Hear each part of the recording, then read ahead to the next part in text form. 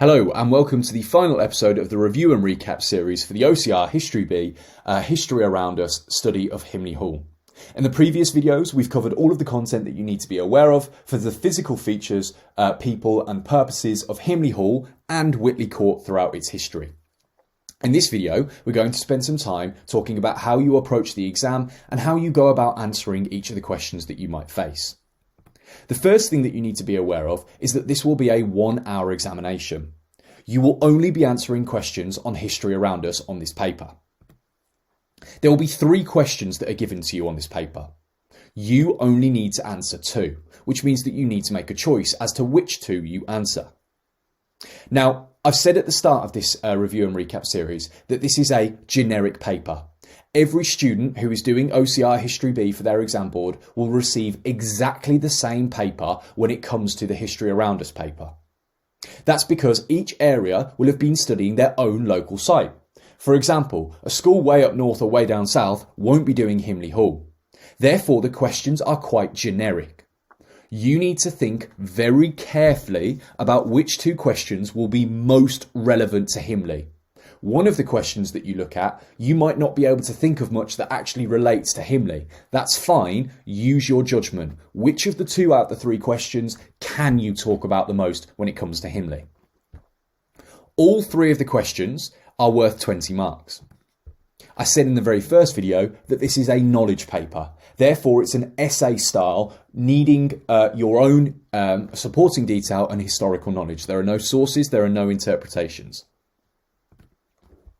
There are marks available for spelling and grammar. You need to learn these spellings. It would be very silly not to try and pick up those extra marks by forgetting to spell Himley or Hall with a capital H. We've used lots of specialist terminology. Words like parapets, porticos, grandeur, opulence, Atkinson cement. Make sure you create a key vocab list and make sure that you know the spellings of these off by heart. Most importantly, you must include physical features of Himley and or Whitley if it's a comparison essay in every single paragraph. If you don't mention physical features in a paragraph, you will not be able to get any marks for that. So even if you do a beautiful paragraph telling me who William Ward was, if you don't tell me what physical features he made changes to when it comes to Himley, you won't be able to get any marks for that paragraph. So, in each of the questions, obviously I said they're all worth 20 marks, you just follow the exact same structure. It's a 1-sentence introduction. You then need 3 Peel paragraphs. I know in the 18 mark and the 20 mark question for Elizabethan England, you've had to give 4. You don't. You only need 3 paragraphs for this one. And you just need a short conclusion at the end. Now again, unlike the 18 mark questions in Crime and Punishment and Nazi Germany, this does not have to be a despite conclusion. When it comes to actually the structure of your Peel paragraphs, well, it's the same as your other longer essays. You're not going to need to learn a new structure. You need to identify a point in your first sentence. You need to back up that point with supporting detail, evidence, names, dates, and, most importantly, physical features spelt correctly. You then need to explain how that evidence actually relates and answers the question. And then you need to link it back to what the question was asking you using the connective therefore. Be aware. Some questions may ask you to pick a time period. If it does, you must stick to that time period. Think very carefully about which time period is best to talk about, because don't forget, you're going to need to write 3 Peel paragraphs about that time period. So, as a general rule of thumb, the best time periods to talk about are the 1740s to the 1850s and from 1900 to 1947. Or the period 1900 to present. That's because there is lots of change in those time periods. Generally speaking, if it asks you to stick to one time period prior to 1740, because there isn't lots of information that you can talk about, you would struggle to answer that. But use your judgment. If it doesn't say choose or stick to one time period, then you can jump between time periods and you can mention multiple. So, let's have a look at an example question that you might be given. At the top of the screen is an example question, and it says, choose a significant turning point in your site's past. How far did this change the site, its people, or its uses? Use physical features of the site as well as your own knowledge to support your answer, and it's worth 20 marks. Now, just like any other question on any other history paper, you need to highlight specific parts of the question. What is the question actually asking you to focus on? Is there any additional information that we need to be aware of? Well, first thing that I've noticed is that it's asking me to choose a significant turning point. That means I need to stick to one period in my site's history. The other thing that I've highlighted as important is the question of how far did this change the site, its people, or its uses? It's asking you to make a value judgment. Did it change significantly? Did it only change somewhat? Did it not change at all? And again, it said that I need to pick up on physical features. We must make sure that we are including physical features in every paragraph. So, what might a model answer to this question look like? On the screen, I've put together a model answer for this type of question. Feel free to pause through the video, have a read through the paragraph, and see if you can spot anything that I've done well or if there's anything that might need improving. Have I done the structure for a whole paragraph? Have I identified a point? Have I got specific supporting detail, including the accurate spelling of physical features?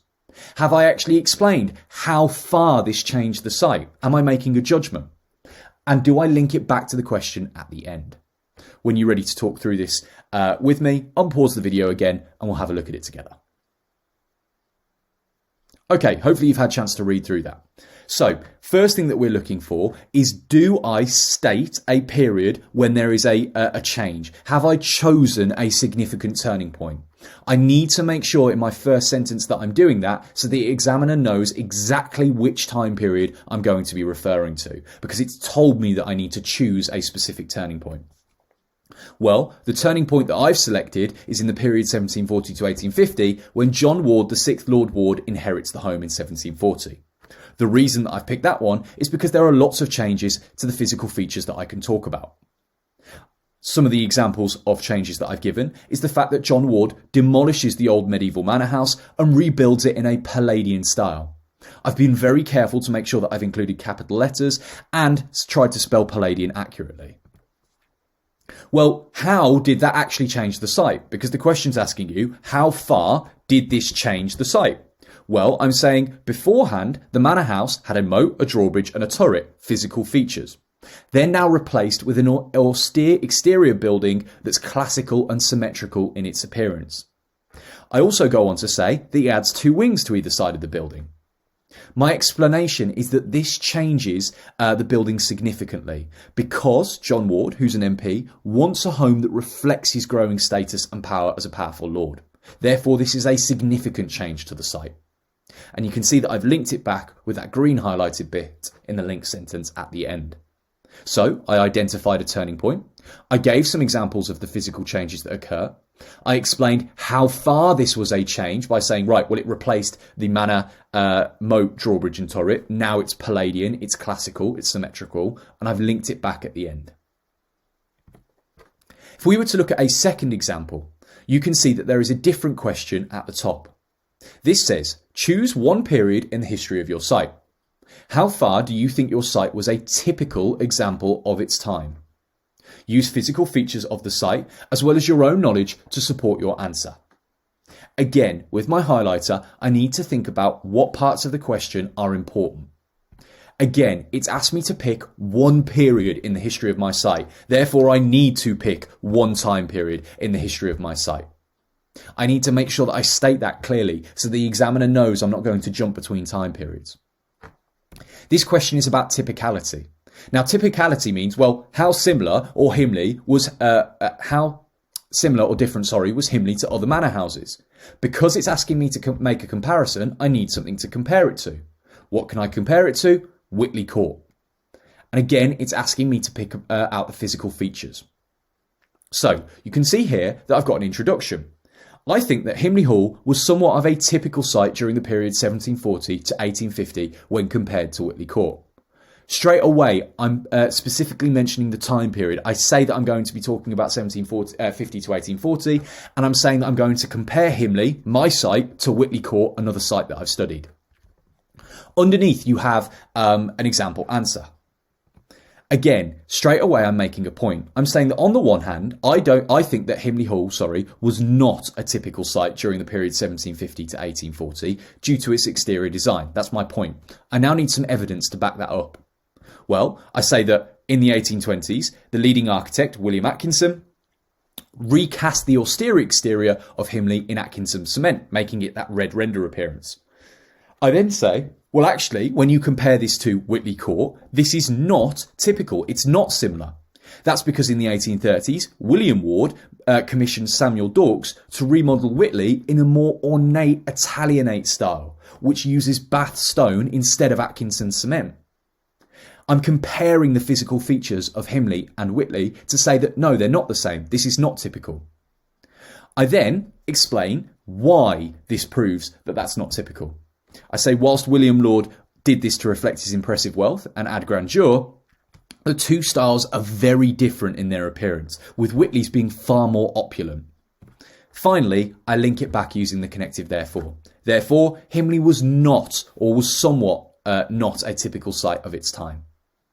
This is just another example of a question that you could face. Think very carefully in your exam about which questions are going to be most relevant to Himley Hall. Make sure if it's asking you to pick a time period, you stick to it. Make sure that you state that very clearly so the examiner knows. And, most importantly, make sure you include physical features in each of the paragraph that you're talking about. Remember, there are spelling and grammar marks available for these, and the more that you spell these correctly with capital letters, the higher your spelling and grammar marks are going to make. If you do have any further questions about how to answer the Himley Hall exam questions, please feel free to come and talk to your class teacher and we can provide you with some example questions for you to have a go at. Thank you for listening.